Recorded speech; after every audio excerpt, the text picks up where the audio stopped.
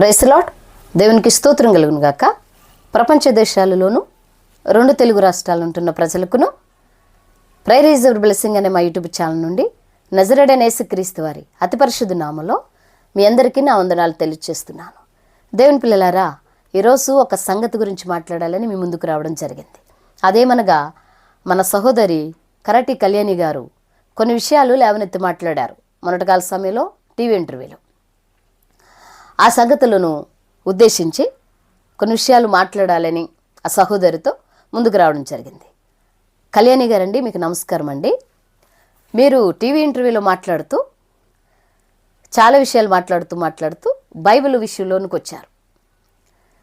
కళ్యాణి గారు, మీరు బైబిల్ సంగతి గురించి మాట్లాడుతూ బైబిల్ గ్రంథం ఒక బూతు గ్రంథం, బైబిల్లో ఉన్నవన్నీ బూతులే అని మీరు ప్రస్తావించి మాట్లాడుతూ ఒక సంగతి లేవనెత్తి మాట్లాడారు కళ్యాణి గారు. అదేంటి అంటే, లోతు గారు కూతుళ్ళతో పాపం చేశారు. తర్వాత ఇంకా చాలా బూతు విషయాలు గ్రంథంలో ఉన్నవి అని మీరు లేవనెత్తి మాట్లాడారు. కళ్యాణి గారు, మీరు ఏ సంగతి గురించి ఇంటర్వ్యూ ఇచ్చారో ఆ సంగతి మాట్లాడితే బాగుండేదని నాకు అనిపిస్తుంది.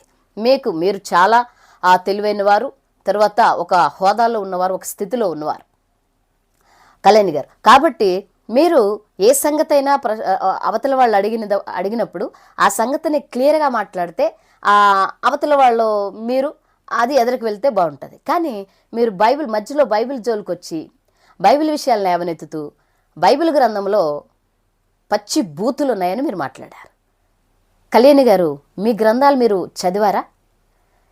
మీ గ్రంథాలు కొన్ని ఉన్నాయి కదమ్మా, అవి మీరు చదివారా? ఎప్పుడైనా పూర్తిగా చదివారమ్మా? ఒకవేళ చదివితే నాకు తెలిసి మనస్సాక్షితో మాట్లాడతారే.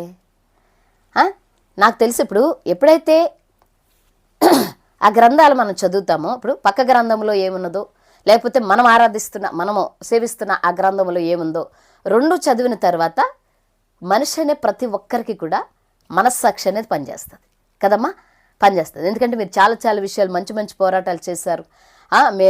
ఎప్పటి నుంచో తెలుసు, మీరు నాకు తెలుసు, కానీ చూస్తూ ఉంటాను. ఎప్పుడు మీ గురించి మీ విషయంలో నేను మాట్లాడలేదు. ఎందుకో మాట్లాడాలని సహోదర భావంతో మాట్లాడాలి. ఎందుకంటే ఇంతకుముందు చాలా ఘోరంగా మీరు బైబిల్ గ్రంథం ఏంటి, లేకపోతే క్రైస్తవుల గురించి మాట్లాడారు. కానీ ఈ ఇంటర్వ్యూలో చాలా పద్ధతిగా చక్కని రీతిలో మీరు మాట్లాడారు. వాళ్ళ పని వాళ్ళు చేసుకుంటూ వెళ్ళాలి, మన జోలికి రాకూడదు అనే మాట అన్నారు. కళ్యాణి గారు, నిజమే, మీరు చెప్పింది ఏంటంటే, ఇప్పుడు మీ దేవీ దేవతలను ఎవరైతే కించపరిచి మాట్లాడి అనవసరంగా మిమ్మల్ని బాధ పెట్టిన వాళ్ళ మీద మీరు యాక్షన్ తీసుకున్నారు ఇదివరకు కూడా, ఇప్పటికీ తీసుకోండి. దాన్ని నేను కాదన్ను.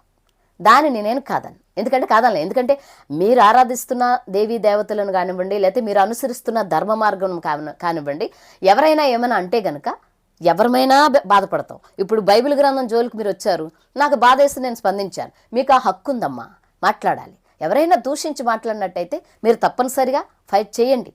నేను దానికి కాదని నేను చెప్పలేను. ఎందుకంటే మీ ధర్మము, మీరు ఆరాధిస్తున్న దేవీ దేవతలకు మీకున్న గౌరవాన్ని ఎవరైనా కించపరిస్తే ఎవరమైనా ఊరుకోం కదండి అమ్మగారు.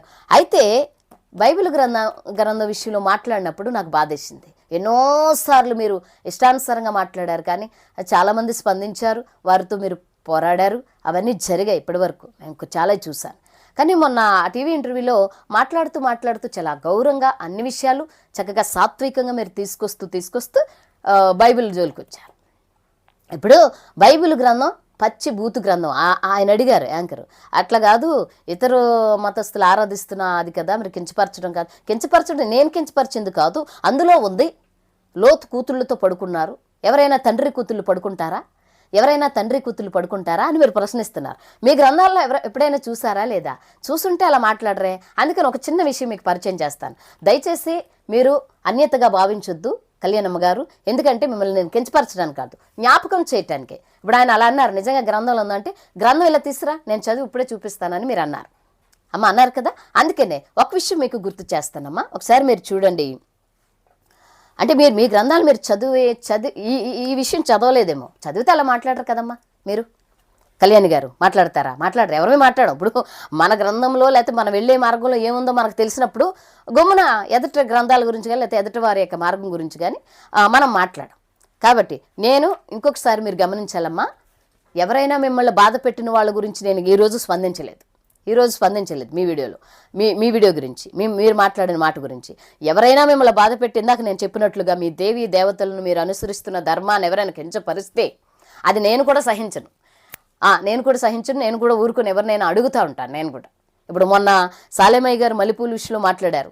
ఆయన పెద్ద దైవ సేవకులు, మా కోవకు చెందిన వ్యక్తి, అయినా నేను ఊరుకోలేదు. ఆల్రెడీ నా వీడియో వైరల్ అయింది. మొన్న బిగ్ టీవీలో కూడా నేను ఇంటర్వ్యూ ఇచ్చానమ్మా. మీరు ఒకసారి ఆలోచించండి. కానీ బైబిల్ జోలికి వచ్చి మీరు బైబిల్ బూతు గ్రంథం, బైబిల్లో తండ్రి కూతుళ్ళు సంభోగం చేశారు అని నేను నిరూపించిన అని మీరు ఆ సహోదరునితో మీరు అంటుంటాం నేను చూశాను. అందుకని ఒకవేళ నాకు తెలిసి మీరు మీ గ్రంథంలో ఏముందో చదివితే కనుక ఈ మాట మాట్లాడరు కదా, ఒకసారి జ్ఞాపకం చేస్తానమ్మా. నేను మత్స్య పురాణం, మీ దగ్గర గ్రంథాలన్నీ మీరు చర్చించే ఉంటారు కదా, చూడండమ్మా. మత్స్య పురాణం 3వ అధ్యాయము 31వ వచనం నుండి 44 అంటే వచనాలు శ్లోకాలమ్మా, మీకు తెలిసే ఉంటుంది. 44 శ్లోకాలు అది మరి మనం చదువుకుంటే అక్కడ వరకు చదువుకుంటే చూడండి అమ్మా. మరొకసారి చెప్తాను. మత్స్య పురాణం 3వ అధ్యాయము 31వ అధ్యాయము నుండి 44వ శ్లోకాలు మనం చదివినప్పుడు దాని తాత్పర్యం మీకు నేను చదివినిపిస్తాను. కూతుళ్ళు తండ్రి పడుకున్నారు బైబిల్ గ్రంథంలో, అది ఉత్తి భూతి గ్రంథం అని మీరు అన్నారమ్మా. అందుకే బాధేసి మీకు నేను చదివినిపిస్తాను. తాత్పర్యం: బ్రహ్మ తన దేహము నుండి పుట్టిన సరస్వతిని చూసి వెంటనే కామ బాణముల చేత బాధనుంది, ఎటువంటి సౌందర్యమని మాటి మాటికి ఆశ్చర్యముతో పలికెను. ఎవరండి? బ్రహ్మం గారండి. ఆ బ్రహ్మం గారు కూతుర్ని, అంటే ఆ కూతురు పేరు సరస్వతీదేవి, ఆమెని సొంత కూతురండి. ఆ కూతురు విషయంలో ఆయన కామాంధుడయ్యాడంటండి. అంటే ఆమె యొక్క అందానికి ముక్తుడయ్యి పద్దాక ఎంత అందంగా ఉందని పద్దాక ప్రతిసారి కూడా మాట్లాడుతూ ఆమె సౌందర్యమును చూడదలిచియు. చూడండి అమ్మా కళ్యాణమ్మ గారు, ఆమె సౌందర్యమును, ఎవరి సౌందర్యం అండి?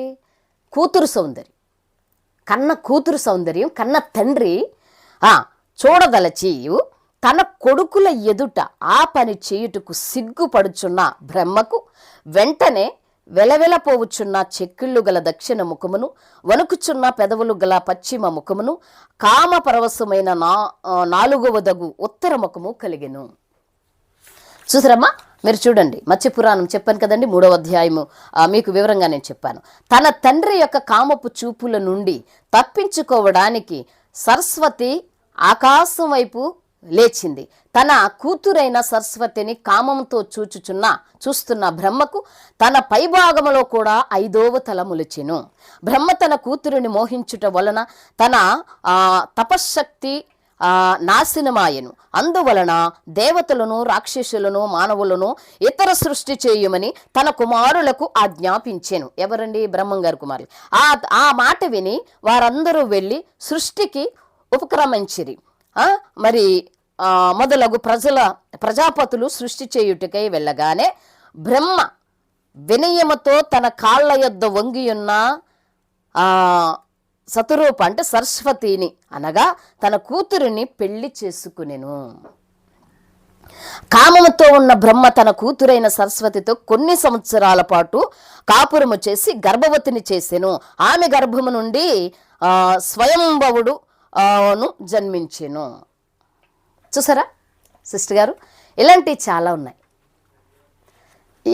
మీ గ్రంథాలలో. అంటే అమ్మా నేను కూడా కన్వర్ట్ అయ్యాను తల్లి కళ్యాణమ్మ గారు. నేను కూడా నా మార్గం నుండి నాకు ఇది నచ్చిందని వచ్చానమ్మా. నేను అప్పుడప్పుడు ఈ గ్రంథాలను టచ్ చేశాను, అంటే చూశాను. మొత్తం తెలియదు కానమ్మా, కొంత తెలుసు. కొన్ని తెలిసినవే నేను ప్రశ్నించాను. ఇప్పుడు మీరు ఎప్పుడైతే లోతు కూతుళ్ళు అంటే ఆదికాండ గ్రంథము 19వ అధ్యాయం నా గ్రంథంలోది కూడా నేను చదువుతానమ్మా. ఒకసారి మీరు వినండి కళ్యాణమ్మ గారు. ఇప్పుడు మనం ఏ సంగతి మాట్లాడమో ఆ సంగతిలో సత్యం అనేది గ్రహిస్తాం కదమ్మా. మన మనస్సాక్షి అనేది పనిచేస్తుంది కదరా తల్లి. అందుకని మాట్లాడుతున్నాను. 19వ అధ్యాయంలో మనం చూసినట్లయితే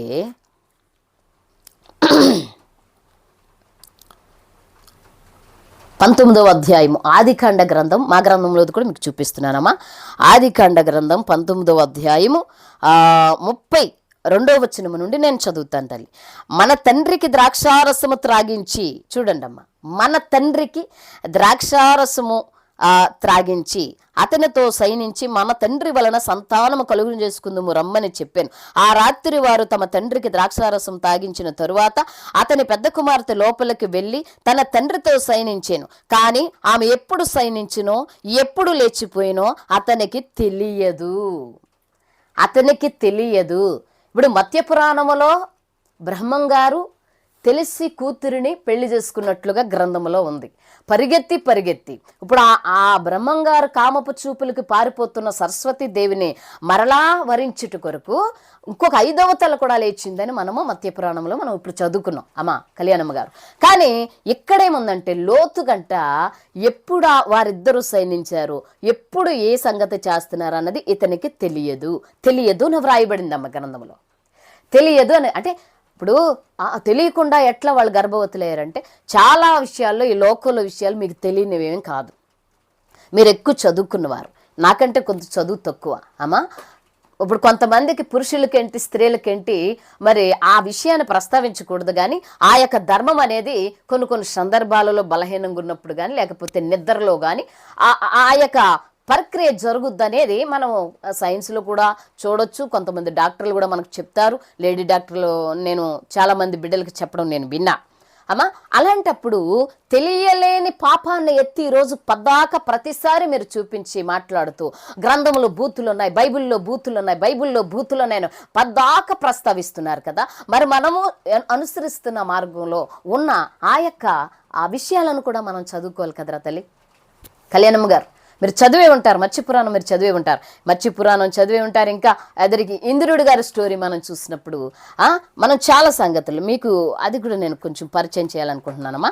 ఒక్కసారి మీరు అంటే ఈ వీడియో మీరు చూస్తే నాకు కొంచెము సంతోషం. ఎందుకంటే మనం ఏమి చేస్తున్నాం అన్నది, ఏ విషయం మాట్లాడుతున్నాం అన్నదే మనకి తెలిసి అయ్యి ఉండాలి. కాబట్టి ఆ విషయంలో మనము ఆలోచన కలిగి ముందుకు వెళ్ళాలి. చూడండి అమ్మా, స్కంద పురాణం కళ్యాణమ్మ గారు, స్కంద పురాణం వైష్ణవ కాండము వైశాఖ మాస మహత్యం. చూడండి అమ్మా, స్కంద పురాణం వైష్ణవ కాండము వైశాఖ మాస మహత్యము 23వ అధ్యాయము 10 నుండి 20 శ్లోకాలు స్కంద పురాణంలో ఉంటుందమ్మా. ఏ సంగతి తాత్పర్యం మీకు చదువుతాను. ఒకనాడు ఇంద్రుడు ఒక ముని భార్యను చూశాడు. ఆమె నిండు గర్భవతి, ఆమె అందమైన వస్త్రాలు ధరించి ఉంది, ఆమె అందమైన చిరునవ్వుతో మధురమైన స్వర్గాన్ని స్వరాన్ని కలిగి ఉంది. ఆమె రొమ్ముల జత ఎత్తుగా ఉన్న 2 చక్కటి పూలకాడలను పోలి ఉన్నవి. ఆమె కళ్ళు నీలి రంగు లిల్లీ పువ్వుల వలె ఉన్నాయి. ఆమె నవ్వినప్పుడు ఆమె ముఖము కమల పుష్పాన్ని పోలి ఉంది. ఆమె లేత బుగ్గలు కతకి పుష్పగుచ్చం లోపలి భాగాన్ని పోలి ఉన్నవి. అలసట కారణంగా ఆమె కళ్ళు మూతలు పడుతున్నాయి. ఆమె తన పర్ణశాల ప్రవేశ ద్వారము దగ్గర ఉన్న మంచం మీద పడుకుని గాఢంగా నిద్రపోయింది. కళ్యాణమ్మ గారు చెప్పాను కదండి, స్కంద పురాణం వైష్ణవ కాండంలో ఉంటుందండి. ఈ యొక్క 23వ అధ్యాయం 10 నుండి 20 శ్లోకాలు మీరు చూడాలమ్మా. మీరు చదివితే అలా మాట్లాడరని నా ఉద్దేశం, అందుకే ఈ చదువు చెప్తున్నానమ్మా. అమ్మ మీరు చదవలేదనుకుంటా, అందుకనే పద్దాక ఈ విషయాలు మీరు మాట్లాడుతున్నారు. కళ్యాణమ్మ గారు నిద్రపోతే ఆమెను చూడగానే, ఎవరు? ఇంద్రుడండి, దేవీ దేవతలందరికీ దేవుళ్ళైన ఆ ఇంద్రుడు గారు ఆమెను చూడగానే ఇంద్రుడు మోహానికి లోనయ్యాడు. ఎవరు? ఆ యొక్క అహల్యాదేవిని లేకపోతే ఆ యొక్క సహోదరిని, ఆ ముని భార్యని చూసినప్పుడంట ఇంద్రుడండి, అంటే దేవుడండి ఆయన. మన గ్రంథాలు మనం చూసినప్పుడు ఆయన పెద్ద దేవుడు అని నేను అనుకుంటూ ఉంటాను కొన్ని సందర్భాలు. చూశాడు. ఇంద్రుడి సంభోగానికి కడుపులో ఉన్న పిండం బాధతో అటూ ఇటూ కదులుతూ ఉంది.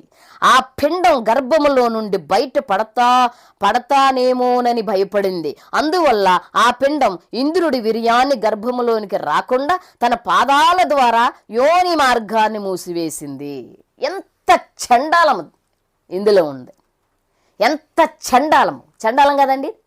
చెప్పండి. ఇప్పుడు పరిణయం లేకుండా లోతుగారు కూతుళ్ళు అతన్ని దగ్గరికి వెళ్ళి పాపం చేశారు. మనుషులు చేశారు. ఇక్కడ మనము దేవుళ్ళు అనబడిన వారు జరిగిస్తున్న క్రియలు ఇవి. బ్రహ్మంగారంటే సృష్టి చేశాడని మనం విశ్వసిస్తాం అమ్మ.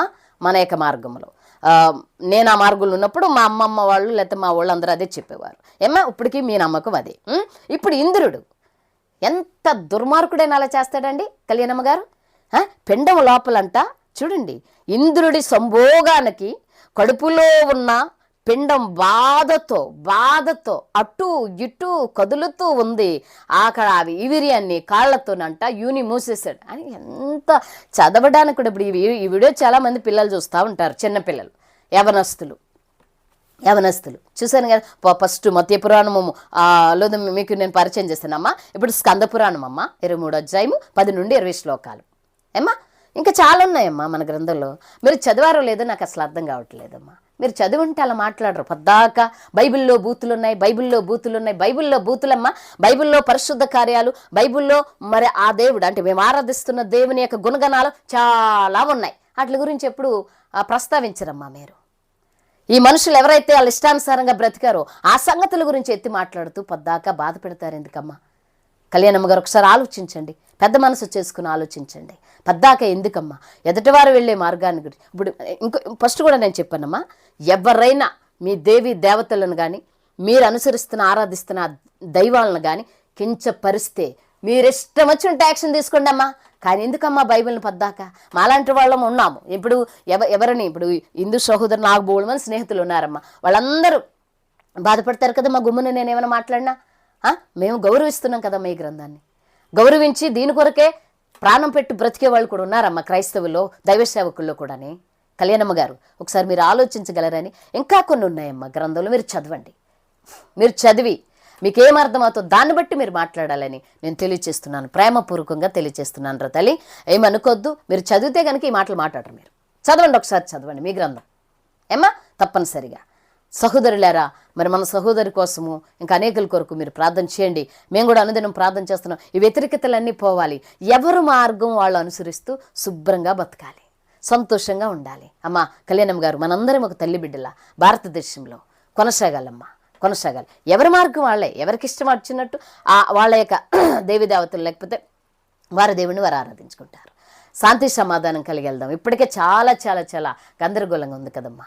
కళ్యాణం గారు మీరు ఆలోచించగలరని నేను ఆశిస్తున్నాను. దేవుని పిల్లలారా, మన మరి ఇలాంటి సహోదరులందరి కొరకు మనం అందరమే కూడా కలిసి ఉండేటట్టు మనందరం కూడా ప్రార్థన చేద్దాము. ఈ విషయాలను మీరు దృష్టిలో పెట్టుకోవాలని నేను దేవుని పేరట తెలియజేస్తున్నాను. మీ అందరికీ దేవుని పేరట వందనాలు తెలియజేస్తున్నాను. Praise the lord. అమ్మ కళ్యాణమ్మ గారు మీకు కూడా నమస్కారం.